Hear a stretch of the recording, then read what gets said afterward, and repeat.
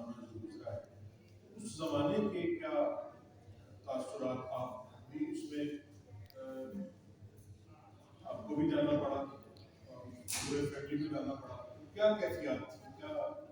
وہ ایک دور تھا معمولیت کا اسلام میں جب جاؤس کا زمانہ اس میں بہت سی پابندیاں آرٹ اور کلچر میں آئی تھی شعر و شاعری کر دیا ان پر بات کہنی پڑتی پابندی تھی تو اس دور میں جو بھی ادب لکھا گیا اس کو ایک طرح سے مطلب اس کو چھپنے نہیں دیا جاتا تھا اس کو بلیک لسٹ کیا ہوا تھا پی ٹی وی سے بھی اور ہر چیز ہر جگہ سے تو وہ جو ادب ان کا اس دور کا ادب ہے وہ موجود ہے اسکولیات میں شب آئینہ میں ایک حصہ ہے جو لندن کی شاعری کا الگ سے جو انہوں نے وہاں کی ہے اور وہ رنگ بالکل مختلف ہے غزل کا ان کی کہنے والی جو غزل ہے اس سے اور اس میں بہت واضح طور پر ہم دیکھ سکتے ہیں کس طرح جیسے اثر ہوتا ہے نا ایک زمانے کا شاعر پر جو بہت زیادہ ہوتا ہے تو وہ انہوں نے اپنے کلام میں اس کو بہت شدت کے ساتھ لکھا ہے وہ غزلیات جو پڑھیں گے جو لوگ پڑھتے ہیں یا پڑھیں گے وہ محسوس کریں گے کس طرح پابندی جو ہے وہ صرف جسم پر ہی نہیں ذہن پر بھی جب لگائی جاتی ہے تو اس کا کیسے پھر اثر ہوتا ہے اور وہ پڑھ کر ہم جیسے رکاوی صاحب کہہ رہے ہیں دور اس دور کے بارے میں پتہ چلتا ہے کہ بغیر ہسٹری پڑھے کہ ہسٹری کی کتاب ہے وہ آپ پڑھیں گے وہ اس میں الگ طریقے سے لکھا گیا ہے شاعر کا کلام شاعری پڑھ کر آپ کو احساس ہوتا ہے کہ اچھا اس طرح سے بھی اس دور میں ہوا تھا اور کیسے اساس ہمارے جو فنکار ہیں انہوں نے اس کو کس شدت سے محسوس کیا تھا کیسے اس کو قلم سے اپنے الفاظ میں ڈھالا تھا وہ اس میں ہم کیونکہ پورا خاندانی نکالا گیا تھا یہاں سے تو وہ جو دور لندن میں گزارا ہے ایک شعر اور دوسرا بھی اسلام کے مانے ہوئے ہم لوگوں کی شہرت انگریز کے سائے میں گزرتی ہے سبوں سے تو ہم اسلام کے مانے ہوئے اس لیے کہ ان کے دور میں اسلام کا بہت چرچا ہے جی وہ ظاہر ہے اس کے اثرات جو ہیں وہ ابھی تک بھگت رہے ہیں اور پتہ نہیں آنے والی نسلیں جو ہیں وہ بھگتیں گی ہم یہ چاہیں گے کہ کچھ آپ اپنی پسندیدہ غزلیں بخاری صاحب کی کچھ اشعار جو ہیں وہ بھی ہمیں سنیں جیسے آپ کا دل چاہے جیسے میں یہ چاہوں گی پہلے کہ حسن علی سید صاحب بیٹھے تو یہ بھی ہو سکتا ہے کہ ان کی بات کے بغیر وہ بھی میں سنا سنیں گے تو آپ ہی میں جانتا ہوں کچھ باتیں جو شہرت صاحب نے بھی لکھی جو زمانہ وہاں گزرا ہے جن مکانوں میں جن گھروں میں بہت تکلیف دہ تھا اور اس کا آپ کچھ بھی نہیں بتا رہے کہ آپ کی سکولنگ کس طرح ہوگی آپ کو کس طریقے سے جبکہ وہاں پر ان گھروں میں گیس نہیں تھی سردیوں میں وہ گھر اتنے خوفناک ہو جاتے تھے پھر جس طریقے سے جو گھر الاٹ ہوئے وہ یہ ساری تکالیف موجود ہیں میرے خیال شہرت صاحب نے بھی کہیں لکھی ہے اچھا میں نے اسی دور کو انہی جلا وطنوں کے اپنے ناول میں لکھا ہے جہاں آباد کی گلیاں تو اس میں جو خوفناک طریقے سے یہ سارے شاعر اداس رہتے تھے شاموں کو کہاں جاتے تھے کیا کرتے تھے وہ پورا دور میری آنکھوں کا دیکھا ہوا دور اگرچہ میں تو جلا وطن نہیں تھا لیکن میں جب بعد میں گیا ہوں تو میں نے فارغ بخاری کے حالات کس طرح تھے وہی شہرت بخاری کے تھے وہی اور لوگوں کے تھے تو یہ بڑا اہم حصہ اور شہرت سے تو خیر تعلق ہی ہمارا تھا تو اس وجہ سے ہمارا تو گھر آنا جانا تھا اس زمانے میں بھی بعد میں بھی تو آپ نے جو بات کی ہے کہ ان کو جلدی غصہ آ جاتا تھا اس کا شکار ہم ہوئے ایک دفعہ نہیں ہوئے کئی دفعہ ہوئے اور بات اس سے لے کر تو آپ کے گھر تک یہ ساری چیزیں چلتی رہی خیر لیکن جو باتیں عباس تابش نے کی کیونکہ یہ غزل شناس ہے یہ سمجھتے ہیں کہ غزل کا دکھ غزل میں دکھ آتا کہاں سے تو میں صرف میں بولوں گا نہیں میں یہ چاہوں گا اگر آپ उस दौर की शब रोज जो आप बच्चे थे या किस तरह देख रहे थे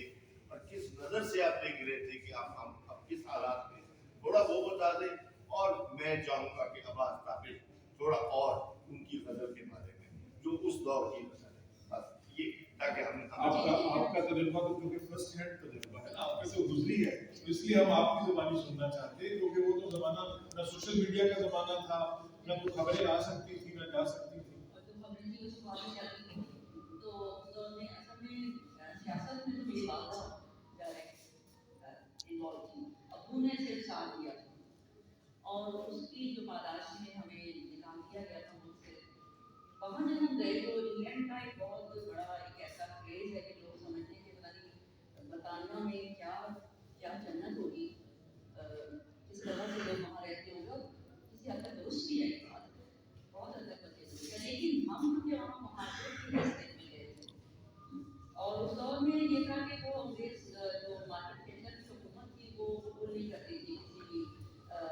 रेफ्यूजीज को, उनका कोई लॉ उन्होंने बनाया रहता था। बहुत मुश्किल से हम लोग वहाँ पहुँचे और फिर वहाँ पर उनकी हुकूमत ने हमें रखा, लेकिन जिन हालात में रखा वो तो यानी लंदन के नाम से ही इंसान मैं हमारा तो ये है कि हम खौफजदा हो जाते हैं कि ऐसा लंदन का ये भी है, यानी वो इतने बोसीदा किस्म के वो घर थे जहाँ पर उन्होंने पनाह दी हमें, क्योंकि वो पनाह देना ही नहीं चाहते थे शायद ये वजह थी। और वो आपको पता ही है सबको कि इतनी ठंड पड़ती है बरतानिया में, जो अभी लगभग फिर मौसम दुनिया का बदल भी गया, लेकिन वहाँ उस दौर में जब दिसंबर में गए थे तो दिसंबर में ये रिकॉर्ड सर्दी थी, बर्फबारी हुई है वहाँ, उस दौर में कहते थे कि 100 साल का रिकॉर्ड है वहाँ। वो उन्होंने हमें घर तो दिया, लेकिन वहाँ ना कोई जैसे अभी से कोई गैस का कोई इंतजाम था, ना कोई प्रॉपर कोई मतलब ये जहाँ तक हर खिड़कियों में जो शीशे थे वो भी टूटे हुए थे, वो घर दिया करता था। और वहाँ तो बगैर कारपेट के रह नहीं सकते, लेकिन वो भी नहीं था, सिर्फ खाली जमीन थी, और एक तरह से वहाँ तक फेंका था कि चलो तुम्हें अपने मुल्क से जिस तरह निकाला था हम भी शायद ऐसे ही तुम्हारे साथ करेंगे। उस जमाने में फिर वहाँ सर्वाइव करना बहुत ही मुश्किल था, और फिर जाहिर है कि वो शायर आदमी था, हसास इंसान होता है शायर, उनको और तकलीफ ज़्यादा महसूस वो करते थे और वो उसको अपने गज़ल में और अपनी शायरी में उन्होंने उसको जगह दी। हमने बहुत मुश्किल हालात थे, क्या एक तो मैं नहीं बता आपकी अपनी स्कूलिंग और आपकी अपनी सारी चीजें स्कूल में हम दोनों पहले दाखिल हुई, ये जूनियर स्कूल में थी, मुझसे छोटी हैं, और मैं ओ लेवल्स में, और भाई जो है वो जमा से मुझे मेडिकल का स्टूडेंट था, तो वहाँ पे एक स्टैंड के बाद उन्होंने मेडिकल कॉलेज में भी उनको दाखिला किया, और हमने अपनी स्कूलिंग वहाँ की, स्कूलिंग भी बहुत मुश्किल मरहला था वहाँ, क्योंकि वो दौर में लोग इस तरह हमें कबूल नहीं करते थे कि हम आए हैं और हम महाजिर बनकर आए हैं, किस तरह से वहाँ और क्यों आए हैं, मतलब ये उनका तो ये सवाल होता था कि आप आए क्यों हैं अपने मुल्क में क्यों नहीं आए। तो वो सारी स्कूलिंग हमारी जो भी वहाँ तालीम हासिल की, मैं तो वैसे जल्दी आ गई खेलने वाली, मैंने कहा ये मेरी बहन बनी रही और बैरिस्टर बनी, और फिर उसके बाद मैं आई वहाँ डॉक्टर कामयाब डॉक्टर नहीं बनी वो, क्योंकि फिर हालात बदल गए, इंसान अपनी मेहनत से भी अपने हालात बदलता है। शुरू में तो ये है ना कि वो जो दे दिया उन्होंने दे दिया वो तो ठीक है, लेकिन फिर जब आप अपनी ज़िंदगी गुजारते हैं उसमें मेहनत करते हैं और जहाँ आप में रहते हैं कि उसमें कैसे आप कामयाबी हासिल करते हैं। मेरे भाई वहाँ माशाल्लाह बहुत अच्छा कामयाब डॉक्टर प्रोफेसर डॉक्टर, तो ये लेकिन वो एक तल्ख माजी है और उसकी जो जिम्मेदारी सारी उस दौर की हमारे अपने जो भी हुक्मरान हैं आ जाते हैं, उसको बुलाता नहीं है लेकिन आ जाते हैं। चूँकि हमारी उसका हमारी तारीख का हिस्सा है, और ये वो चीज़ें हैं जिनसे मुआशरे का भी सारा मंजरनामा तरतीब दिया जाता है, और जो हमारी अदब है और शायरी उसका भी ताबिर साहब कुलियात में जब मैं देख रहा था तो मैंने देखा एक जैसी ज़मीनों में बुखारी साहब की 8-10 गज़लें आ रही हैं एक जैसी रतीकों में, तो ये एक फ्लो भी हमें उनके यहाँ जो नज़र आता है कि जिसमें फरावानी यानी बिल्कुल गज़लें ऐसे बहते हुए पानी की तरह नजर आती हैं। जी बिल्कुल, आपने فرمایا شہرت صاحب کے ہاں ایک شعری وقور ہے. وقور جو ہے عموماً ہمارے ہاں اچھا نہیں سمجھا جاتا. احمد اپنے محبوب خزاں نے تو ایک مصرع کہہ کے اس پہ پابندی لگا دی، کم کہو اپنا کہو اچھا کہو. لیکن صادقین کا ایک انٹرویو مجھے یاد آ رہا ہے ٹی وی کا، جس پہ اسلم کمال نے انہیں ایک سوال کیا کہ آپ جو اتنا کام کرتے ہیں تو کہیں معیار متاثر نہیں ہوتا؟ تو صادقین نے کہا کہ اگر دریا میں پانی زیادہ آ جائے تو اس کا مطلب تھوڑی ہے کہ وہ کھاری پانی ہے. تو بڑا شاعر جو ہوتا ہے اس کے ہاں وقور ہوتا ہے. یہ الگ بات کہ وہ انتخاب کرے غالب کی طرح. میر صاحب کے ہاں وقور ہے، نصفی کے ہاں، ان کے ہاں بھی وہ وقور موجود ہے. دوسری بات یہ ہے کہ ایک لفظ ہم استعمال کرتے ہیں سہل ممتنع. یہ سہل ممتنع کے شاعر ہیں، یعنی بات سامنے کی لگتی ہے، سامنے کی ہوتی ہے. بات گہری ہوگی. اگلی بات یہ ہے کہ میں نے پہلے بھی ایک جملہ کہا کہ کوئی ایسا دکھ تھا جس کو انہوں نے کھول کے رکھا کہ جس نے میر کے اثرات سے انہیں نکالا. میر کے اثر سے نکلنا میں پھر ریپیٹ کرتا ہوں کسی کے بس کی بات نہیں. نہ ہوا پر نہ ہوا میرے سے انداز نصیب، زور غزل میں مارا، یعنی وہ ہو نہیں سکتا. تو شہرت صاحب کے نام ہمیں ان کا دور پوری طرح نظر آتا ہے، پوری متوازی تاریخ آپ مرتب کر سکتے ہیں. ایک دو جملے واپس کہنا چاہتا ہوں آخر میں کہ آج ہمیں 1857 کی اگر تاریخ دیکھنی ہو تو ہم خطوط غالب پڑھتے ہیں. 850 خط ہیں جن پر ارتضیٰ حسین کا ایک جملہ ہے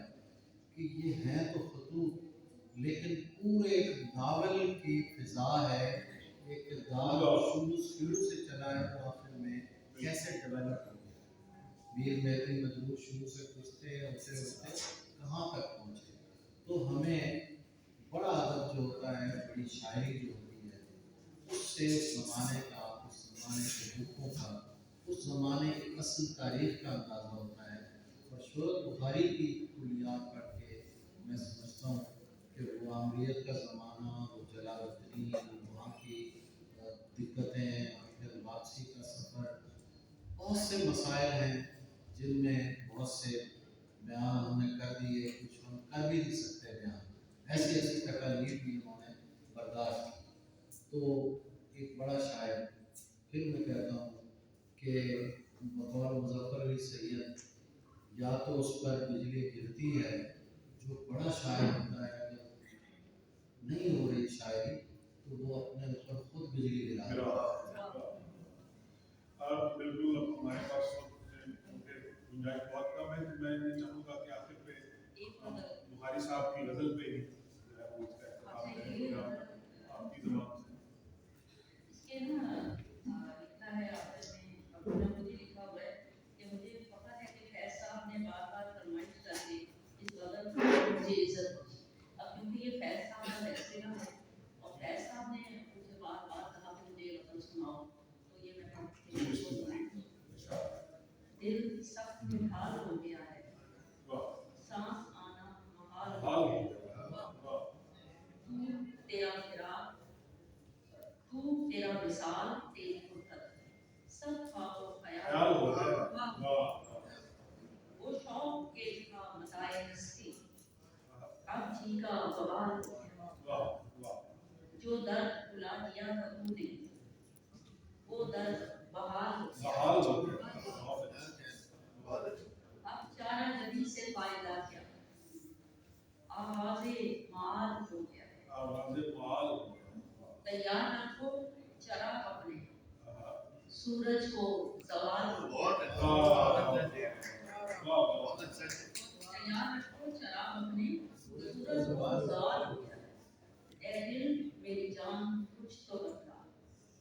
کیا تیرا حال ہو گیا.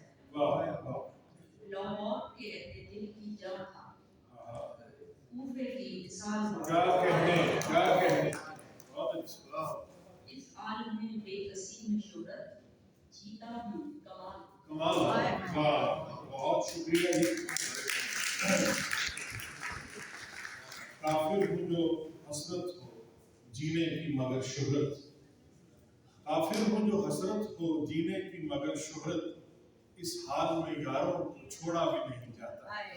तो इसके साथ ही अपने मेजबान से इजाजत को इजाजत दीजिए। मैं जनाब अब्बास ताहिर साहब का और मोहतरमा मासूमा साहिबा का बहुत शुक्रगुजार हूँ कि वो तशरीफ लाए और उन्होंने